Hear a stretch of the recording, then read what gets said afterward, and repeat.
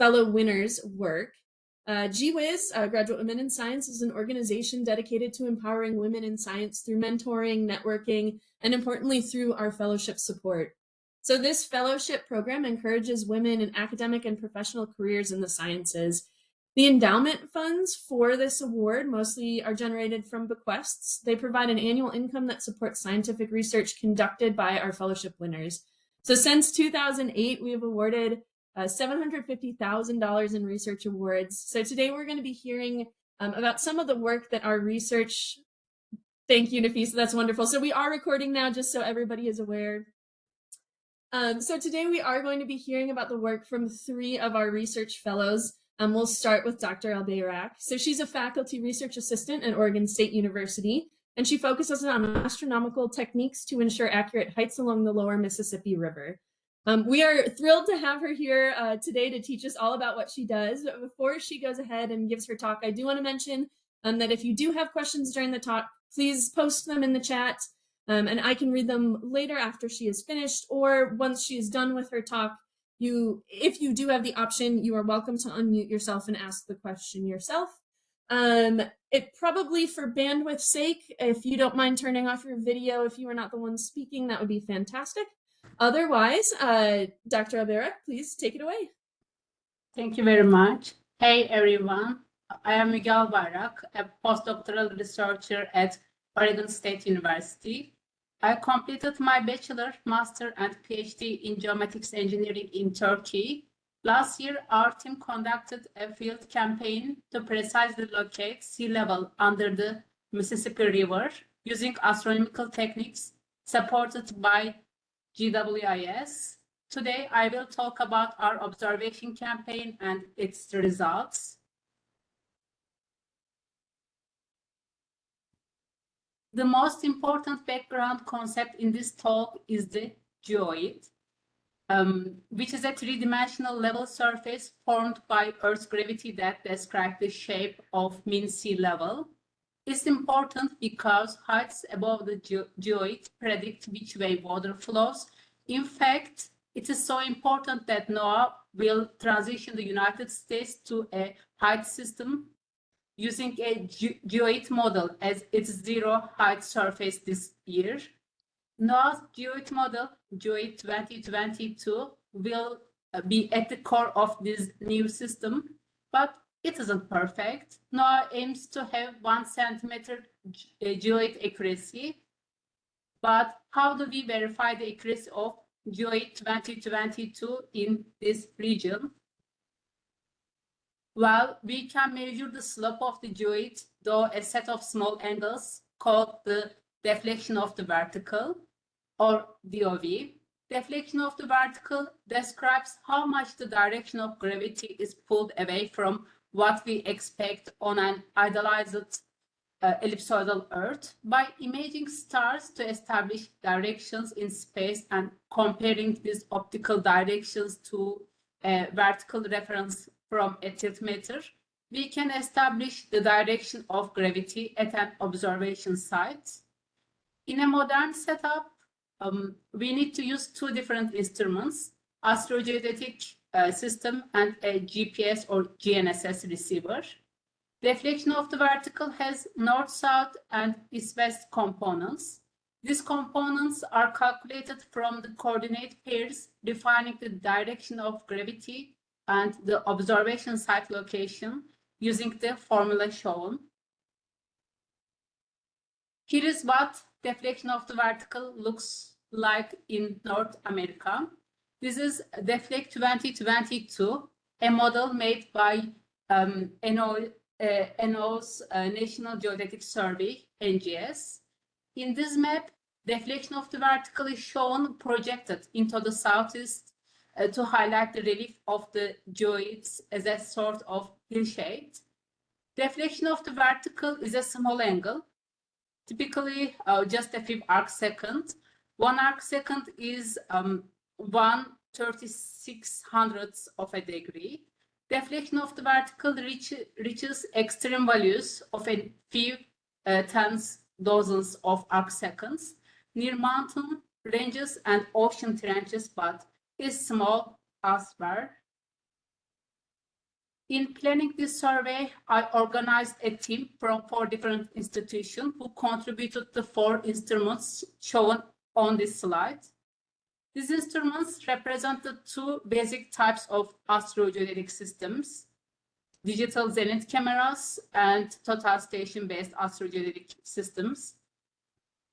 Digital zenith cameras point large telescopes straight up to image many faint stars at once, while total station-based astrogeodetic systems use commercial survey instruments called total stations to image smaller numbers of bright stars. Zenith cameras are more accurate, but total stations are easier to transport and set up. Only a few of these systems have been developed worldwide. Kodiak has shipped from Switzerland. Louisiana State University has the Vesta system. The other 2 systems were delivered from NOAA in Virginia and Oregon State University. So I have addressed the how of this survey, but I need to discuss the why in more depth. We selected the Mississippi River because there is perhaps nowhere else in the country where accurate heights are more important. This region has a vulnerable population living close to sea level, protected by levees and other flood control structures. Hundreds of millions of tons of goods are shipped to ports on the lower Mississippi River every year. On top of that, there is very little gravity data to feed NOAA's geoid model in this region. Furthermore, the standard techniques for checking the geoid using GPS or GNSS and leveling is questionable because the ground is sinking by over 1 centimeter per year in many places in Louisiana. These factors make this region a perfect test bed for our astronomical techniques. We therefore designed the Southern Louisiana Astrogeodetic Survey. We had 3 main goals in this project.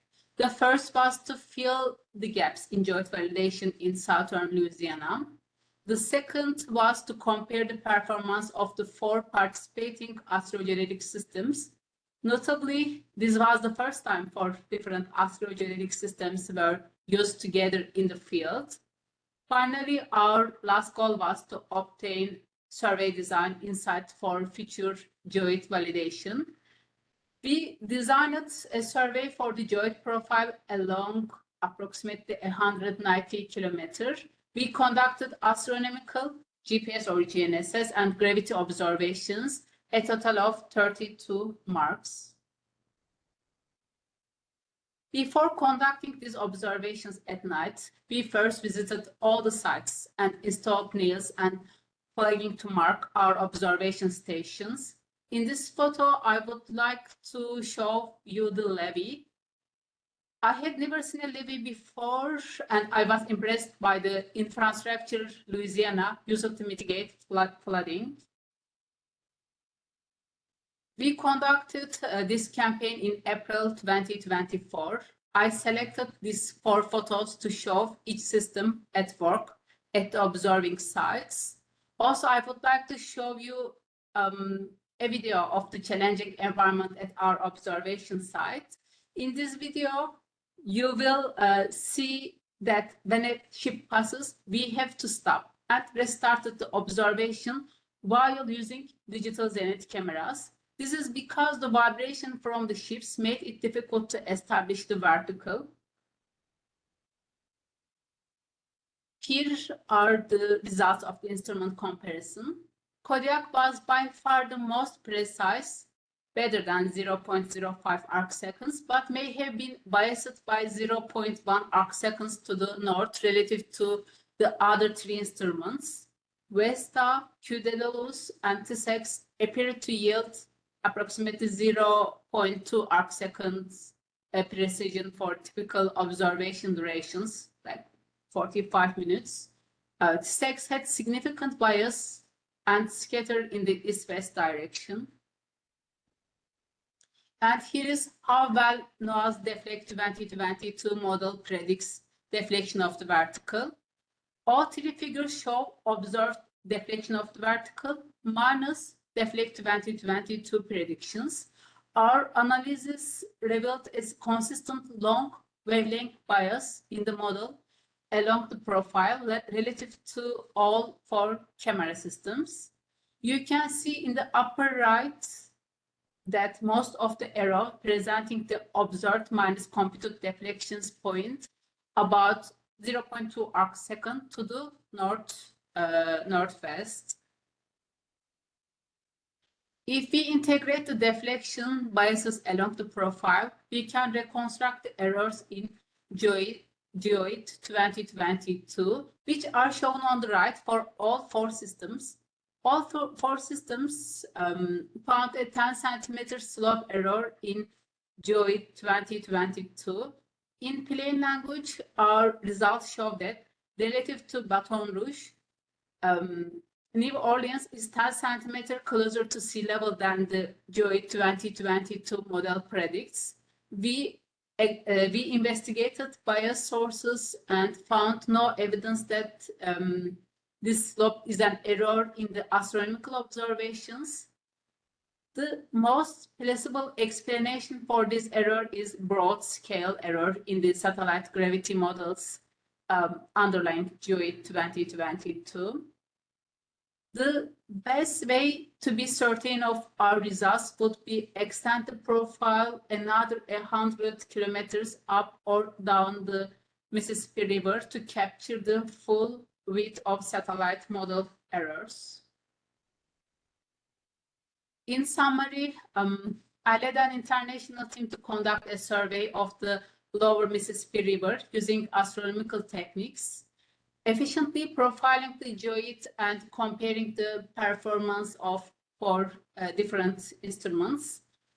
The most important finding from this research is that it enables accurate heights above sea level for New Orleans and southern Louisiana for navigation, commerce, and disaster preparedness.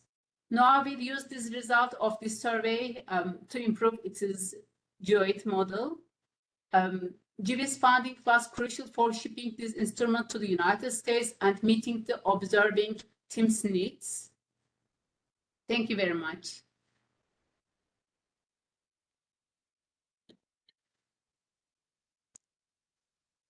Thank you for that talk. That was very interesting. I have not seen questions in the chat yet, but I have a couple for you. And then if other people want to unmute and ask questions as well, that is fantastic. So you'd said at the end that the estimates before you guys had done the work were about 10 centimeters off from what is actual. Is that like at what level do the shipping routes need to change? Like what's the actionable difference in sea level that you are going to have to start modifying shipping routes for?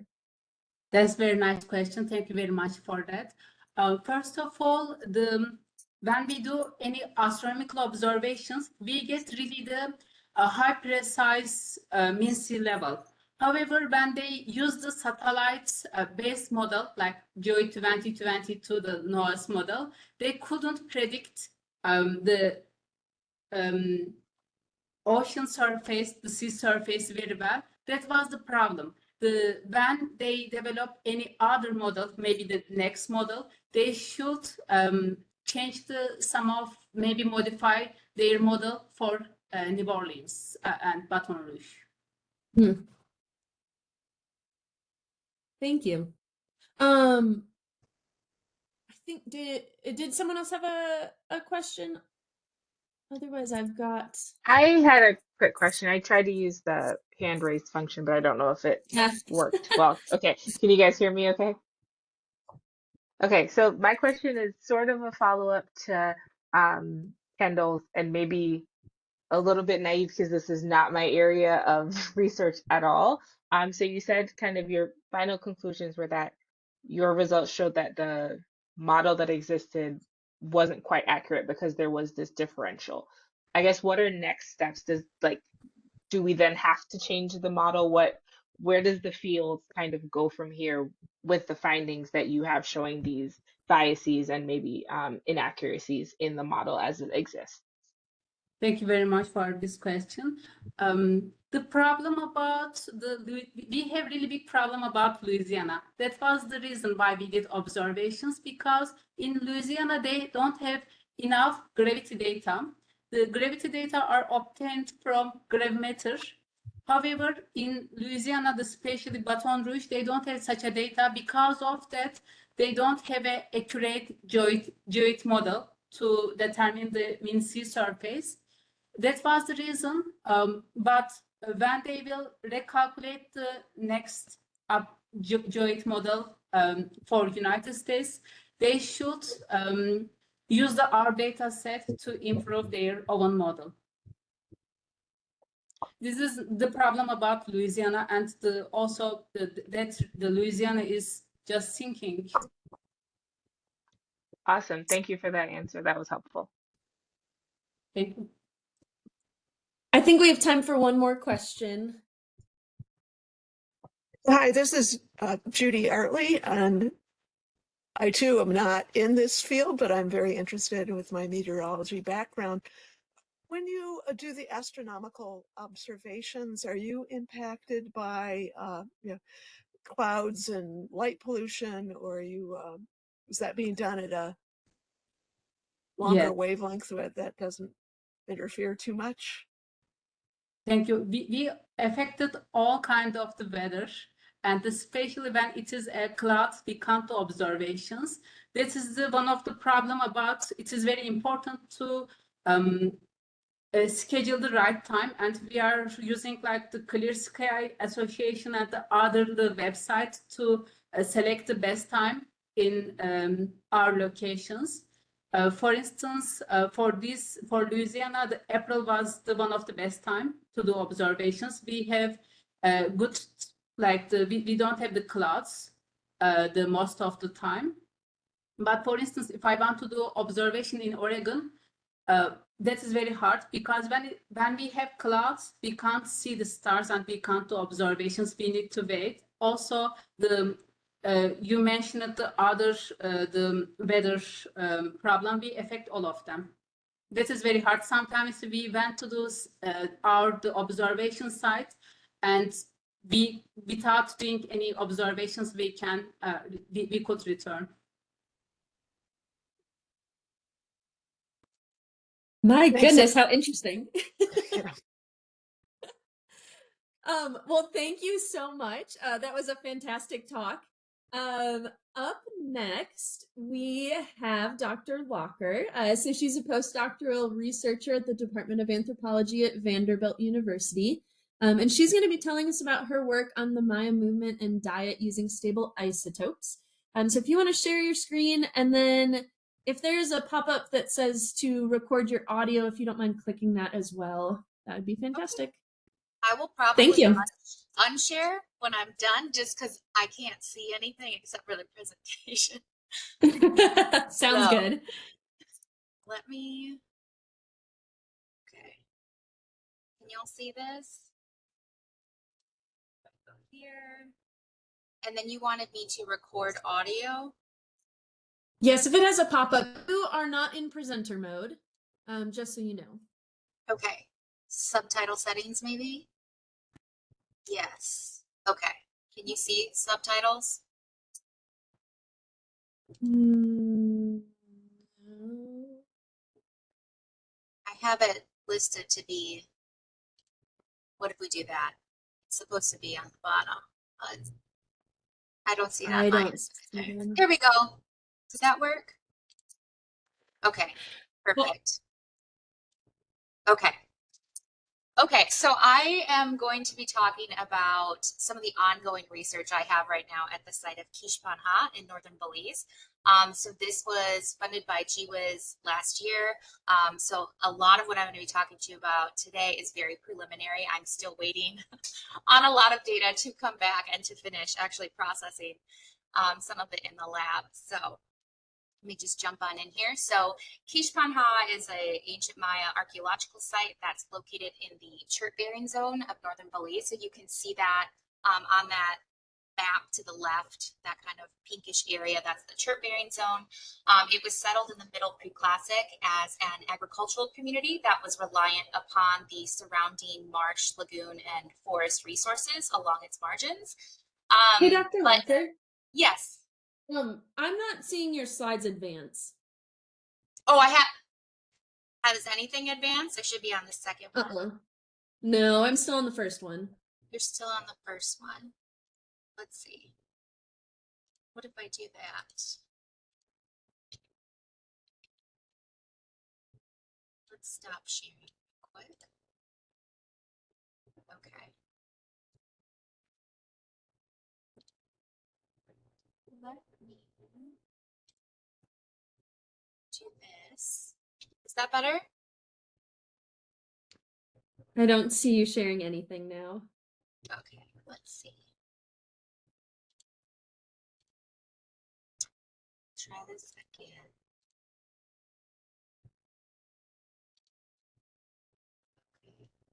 I used additional monitor, and when I did my presentation, I couldn't see anything in my own the Okay. other monitor. Can you see? Can you see this one? Can you see the I slides? can. Yes. Yeah. Okay, so if I move here, can you see that? Nope. Second slide. Do you want to put your presentation in presentation mode? Because we can see like your The notes, next section. and it's not in the presentation mode. What if I do Full Can you screen. see the slide? Yeah, we can see the slide, but it's I if you want to go to the have it in bottom. presentation mode. Okay, do you want to maybe unshare and then share a specific window, or All right, let's try this. If I do this, how can I? My apologies. I've never had that happen. yeah, Let's all try of these this. programs have quirks. All right. How is that? Beautiful. Yeah, now we can see. Okay. Is that with the notes? Nope. It's great. Presenter Okay. mode. Okay, perfect. Here we go. It's Thank from you. the top. Okay, so there's been human occupation in the region since the Archaic period, which is about 8,000 years ago. So there's been multiple demographic transitions that have occurred at the site. There was a lot of growth when the site was settled in the pre-classic. It kind of booms during the late pre-classic when the site starts to act as a resource specialized community for fishing and as a gateway for distributing lithics from the neighboring site of Kolha. It was really modest in size. It's only about 4.5 kilometers, square kilometers big. And then based on the formal courtyards and burial goods, it's suspected to have been an elite settlement for the ancient Maya. But there was a lot of population ebbs and flows that kind of happened through its history. So there was a pretty big population decline that happened during the early Classic before it reached its apex during the late Classic. And the idea is that the site of Kolha, which is 10 kilometers away, there's this shift that happens in the lithic exchange system where Kolha is replaced as the dominant production center by a different site called Altunha. And then finally, Kishpanha appears to have been depopulated for about 100 years between the terminal classic and early post-classic. It's reoccupied in the early post-classic period before it's abandoned by 1350. In that reoccupation in the post-classic, there's a shift in the lithic technologies and in the ceramics that we see, where the hypothesis is there's a group of Mexicanized, that's the archaeological kind of quotation term, Mexicanized Maya who re-inhabit the site in these later time periods. So there's these individual and local skill drivers and outcomes of these demographic changes between the terminal and early post-classic periods, but they're not well understood. But Kishpanha has evidence of multiple population fluctuations, so it offers this ideal place to investigate demographic change over time. So with this research, there's two main objectives. The first is to evaluate changes in diet and mobility that might have coincided with major sociopolitical shifts and depopulation events in Maya chronology. And the second is to assess whether the resettling of Kishpanha during the post-classic was from a local or a non-local group of people. The ancestors that are included in this research come from archaeological excavations that were completed between 1985 and 1990 by Leslie Shaw. All of the ancestors are curated at the University of Texas at Austin and were transported to the United States under the authority of the Institute of Archaeology. So we've measured stable oxygen and carbon isotopes from the dental enamel of 100 teeth and bone carbonates from 62 bones. And stable carbon and nitrogen from collagen that we've extracted so far from 34 bones to assess movement and diet of 77 ancestors from Kishpanha. So oxygen isotopes are integrated into the body's tissues via consumption of meteoric water sources on the local landscape. So waters vary due to differences in elevation, latitude, distance from the ocean, precipitation patterns, seasonality, the cooling history of the air, and humidity. So movement can be studied by measuring oxygen isotopes in a person's bone and dental enamel, and then comparing those measured delta O18 values of the skeletal elements relative to the location of interment. The carbon in a person's teeth reflects their diet during when the enamel of their tooth was actually forming. So for the teeth that we've sampled, we have representation of the ages of 3 to 13. The carbon in the bone carbonate reflects kind of whole diet. So it represents different types of plants that people ate. And then carbon from collagen indicates also the whole diet, but it's heavily skewed by trophic cycling and the protein sources that they're consuming. So it's measuring the plants, that the protein sources they were eating. And then the nitrogen indicates protein sources. So carbonate and collagen samples were chemically compared here at Vanderbilt in the Bioarchaeology Stable Isotope Research Lab, and then analyzed via mass spectrometry at the University of Texas. We've also checked for diagenic alteration using FTIR in attenuated total reflectance mode. So that was all done here in the Department of Chemistry at Vanderbilt. And as you can see, there was only 46 bone powders, or 74%, that passed our quality control checks, meaning that they didn't show any evidence of alteration. So those isotope ratios that we are getting from those bones are endogenous. And then 19 of the 34 collagen samples, or 56%, passed our quality control checks for that.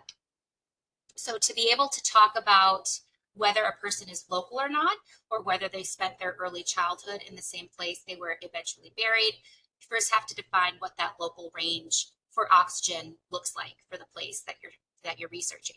So to do this, we use Tukey's interquartile range, where local is defined as plus or minus 1.5 times the interquartile range beyond Q1 and Q3. So for Kishpanha, I've calculated local by using 16 M2 or second molars, 28 third molars, and 4 premolars. So this results in a range of negative 4.4 per mil to positive 0.4 per mil on the BPDB scale. So anyone with an isotope ratio who falls above or below that local range is considered to be not local to Kishpanha, or spent their childhood away from the site. So 6 ancestors from 3 different time periods are identified as being non-local to Kishpanha, but the oxygen isotope data suggests pretty limited movement to the site, indicating that there's a primarily local population or mobility from very nearby places. Delta O18 values for non-local ancestors align with many published values from across Mesoamerica, so it's pretty difficult to pinpoint specific regions of origin. The terminal classic shows the highest amounts of mobility, with 3 of 7 ancestors, 43% of the individuals sampled from the terminal classic were identified as being non-local, but there were no non-local individuals identified from the post-classic. So as we shift over to look at diet, these are different bivariate scatter plots of isotope data from Quiche-Panha. The ellipses that you see represent 95% confidence intervals. So in plot A, what I'm looking at is a scatter plot of carbon and oxygen isotope data from the viable bone carbonate samples. So you can see that there's 2 dots that are colored purple. Those are non-local individuals that I had identified in the previous plot. And then there's 2 other plots that are outside of that ellipses. We'll talk about that in a second. Scatter plot B looks at carbon and oxygen isotope data from viable enamel carbonate samples. And again, you can see those purple markers indicating the non-locals and several other additional markers or ancestors who are identified as being local, but they fall outside the kind of typical diet that we see in teeth. And then the third one, okay, so actually before I go there, so in looking at plots A and B, the idea is, one, we can see that all of the non-locals fall outside of that 95% confidence interval. And so the next step is to look into the individuals who are local to the site who also fall outside to see if it's a shift in agrarian practices or to see if there are secondary or second generation immigrants who are kind of eating the foods that their parents also ate, right? Continuing that diet. Scatter plot C is showing you carbon to nitrogen isotope data from those viable collagen samples. And then you can again see that pink square and one of those purple dots. So I'm going to talk about that in just a second, because as we get into diet, it becomes a little more complex.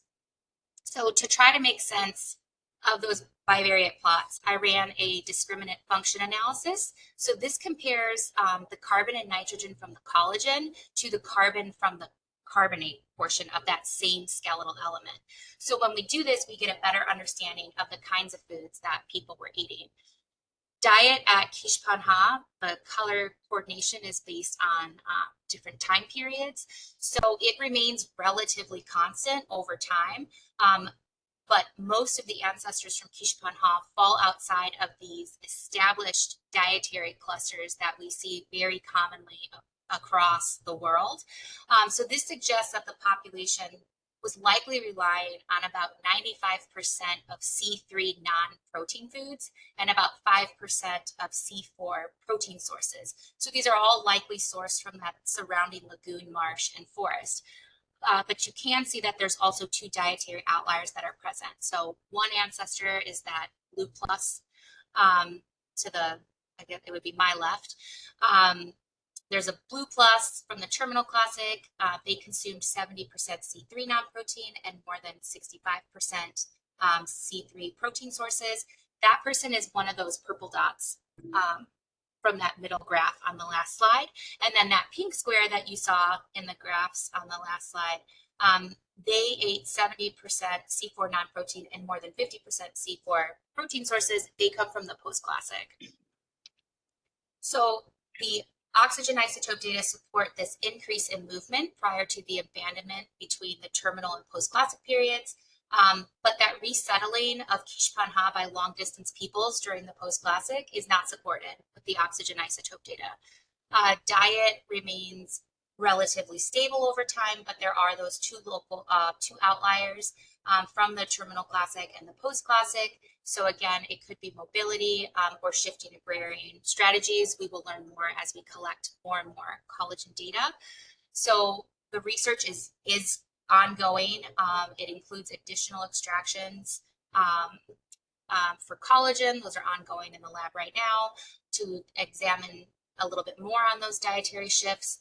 We are also running strontium isotopes right now to further investigate mobility. So when we combine the strontium with the oxygen, we have the ability to potentially identify additional non-local ancestors who may have been missed with the oxygen data. And 2, it allows us to better parse out potential places of origin. So this is because there's always an overlap that happens between different places if we just use a single isotope system.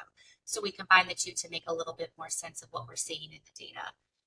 We are also doing ancient DNA to assess population continuity and replacement, where we might not see isotopically, but we can see in the genetics how that population kind of shifts through time. So I do expect all of that remaining lab work to wrap this summer, and we'll start analyzing the data as it comes back. So thank you very much to GWIS for helping fund this research, to my collaborators, to my students, to the Institute of Archaeology Belize, and the village of Santa Martha. I'm going to stop sharing so I can see you. That was fantastic. Thank you so much for that talk. It looks like we've got time for maybe one or two questions. I don't know if somebody else had a burning question. If not, I do have a question for you. I will let everyone else go first.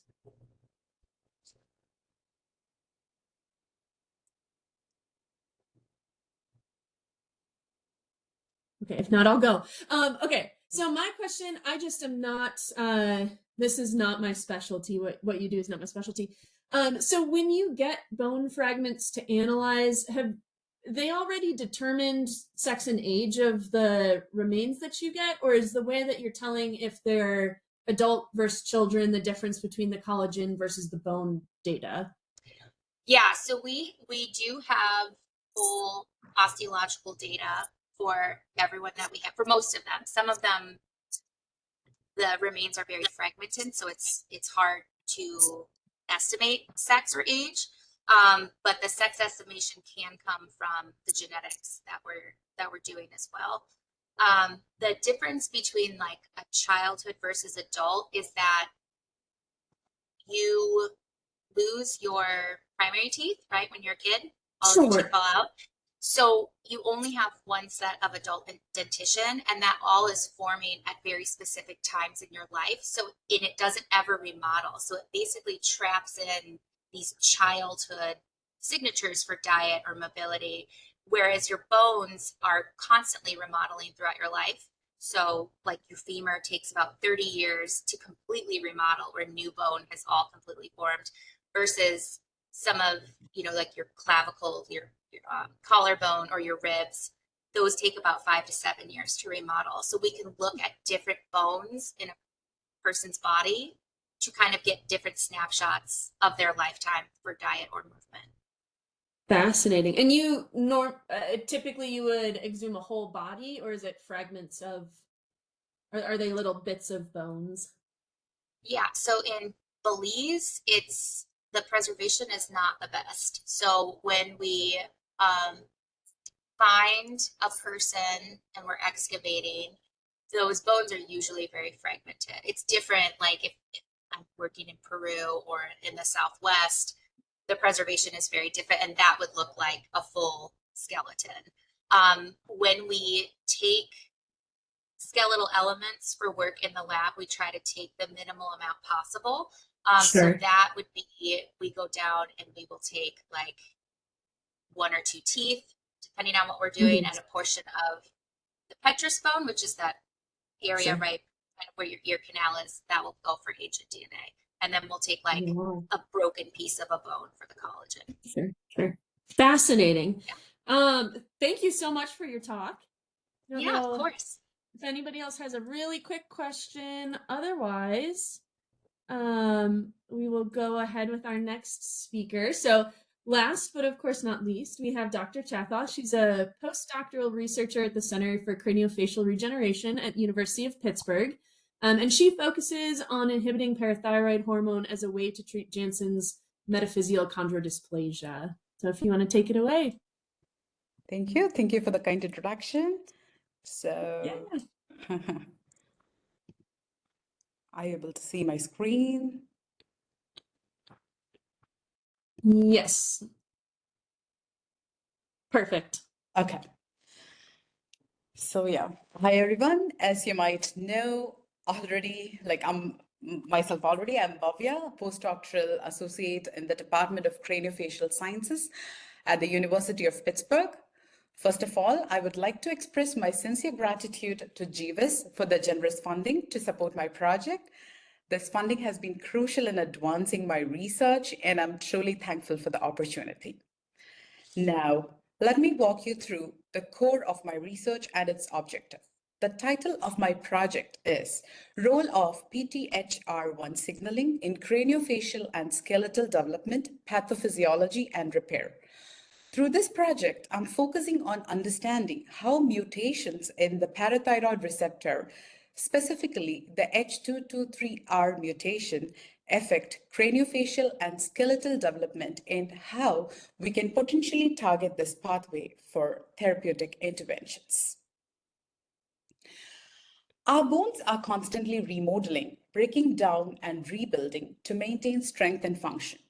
This process is tightly regulated by hormones, including the parathyroid hormone, which controls bone formation and calcium balance. But have you ever thought what happens when the system goes wrong? This gives rise to a genetic disorder called Jansen's metaphyseal chondrodysplasia, which is abbreviated as JMC, where a faulty receptor, PTH type 1 receptor, becomes overactive or aberrant, leading to severe skeletal deformities, including facial bone abnormalities, joint malformation, and chronic calcium imbalances. Patients with JMC often struggle with jaw and joint functions due to improper bone development. To understand the impact of JMC, let's first explore how PTH normally regulates bone and calcium balance. PTH plays a key role in maintaining bone homeostasis by regulating calcium and phosphate levels in the body.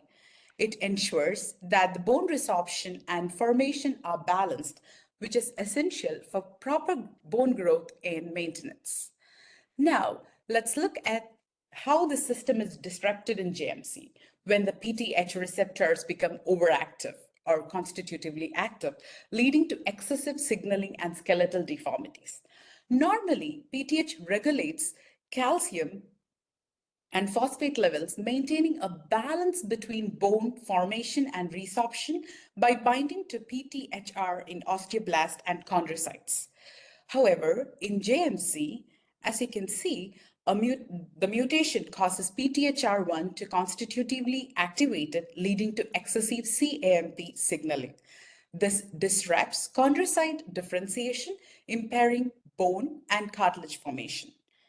Additionally, the mutation leads to increased bone resorption, contributing to skeletal deformities and TMJ abnormalities as patients seen with this JMC disorder. So in the picture, you can see micronathia, like the jaw is not locked in properly. As a part of Department of Craniofacial Sciences, my research focuses on how the PTH receptor mutation affects the temporomandibular joint or TMJ, which is important for jaw movement. In JMC, this mutation causes problems in jaw and bone structure. Comparing between a normal TMJ and one affected by JMC, in healthy TMJ, bone remodeling and joint function are balanced. But in JMC, the mutation disrupts this balance, leading to problems with bone structure and function.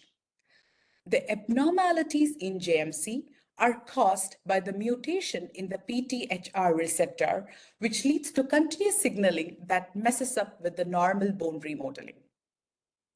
So as you've seen in this picture, PTH and PTHRP are hormones that controls bone remodeling.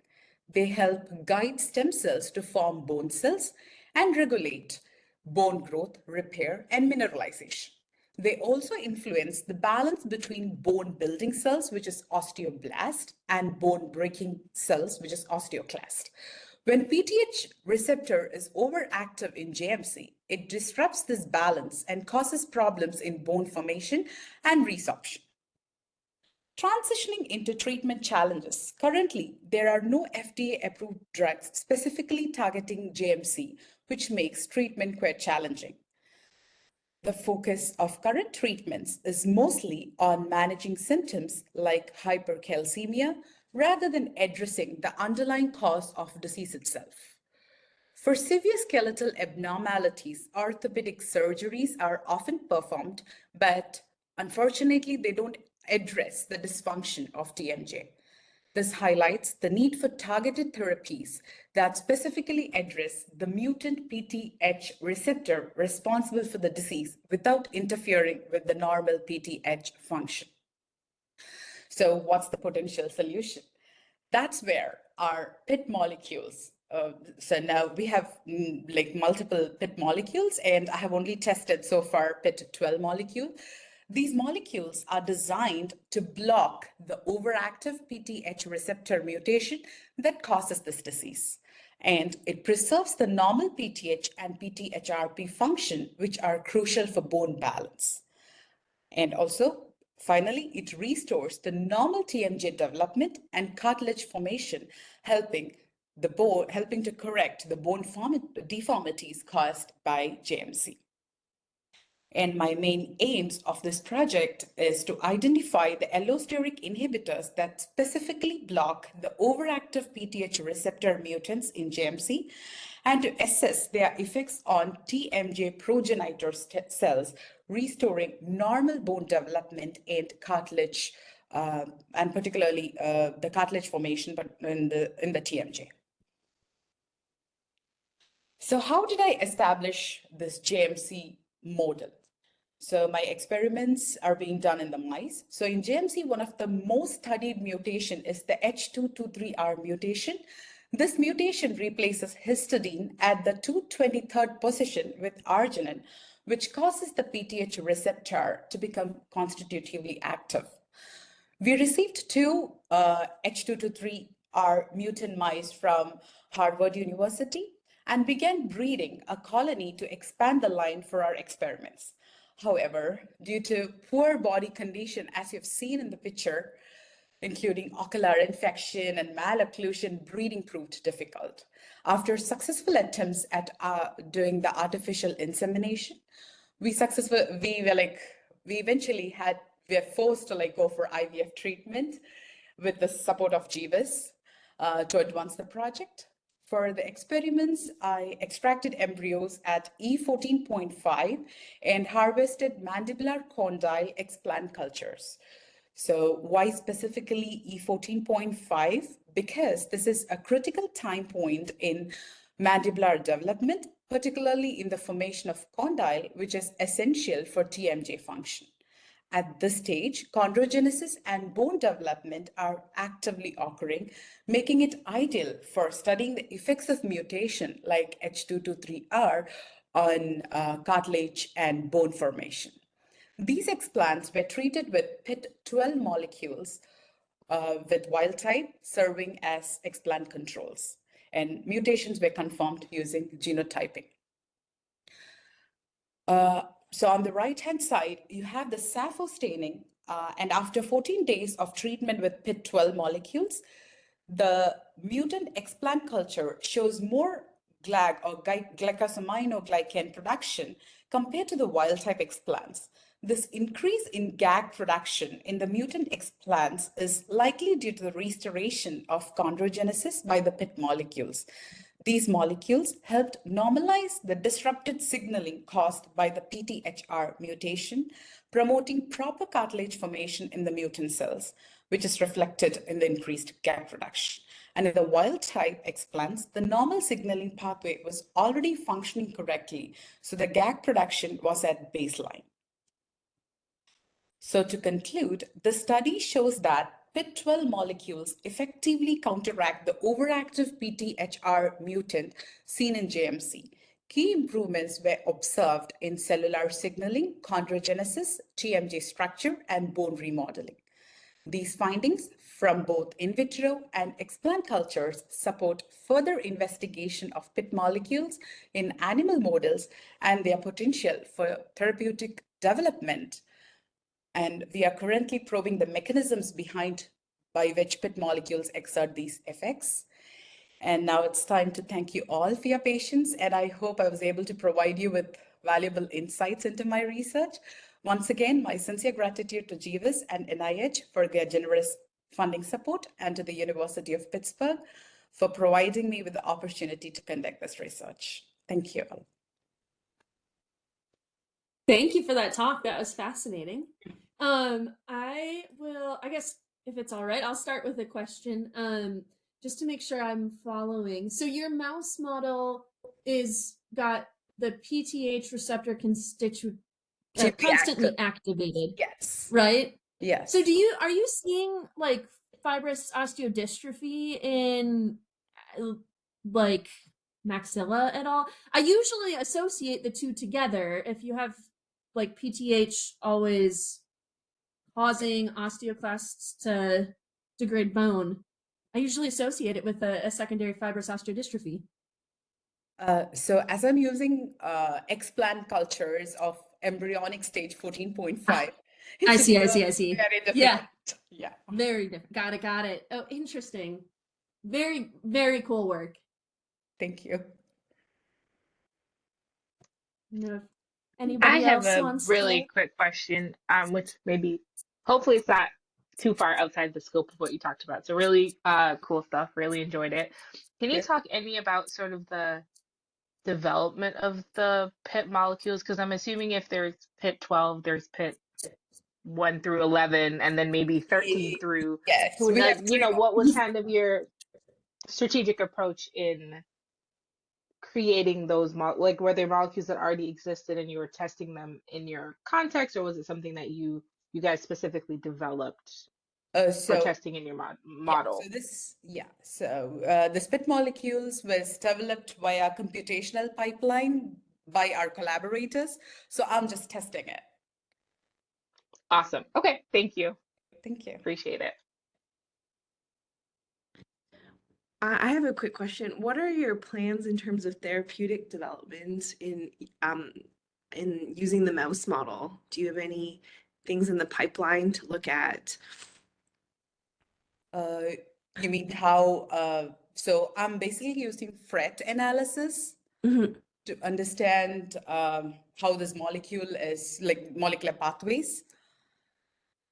Yeah, so are there any molecules or any genes or things that you want to target in the mouse model to see if you're able to change the phenotype?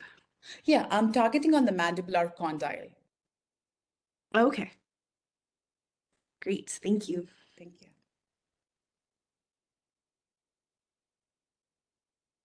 I hope I answered your question because that's why I'm using this E14.5 embryo, because that's in the earlier stage of development. Yeah, great, thank you.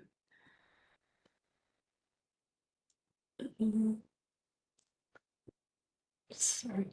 There we go. I'm back. Perfect. Well, does anyone else have any last burning questions for any of our speakers? If not, we can wrap up 5 minutes early. So I want to thank everybody for being here today, especially our fellowship winners for their time and their expertise. Thank you to all of our attendees for all of these fantastic questions. I will be sending out a link for today's recording and a survey to get some feedback on how you felt about the session. So thank you in advance for letting us know what your thoughts were today about the session, and have a really good rest of your day. Thank you for joining us. Thank you. Bye.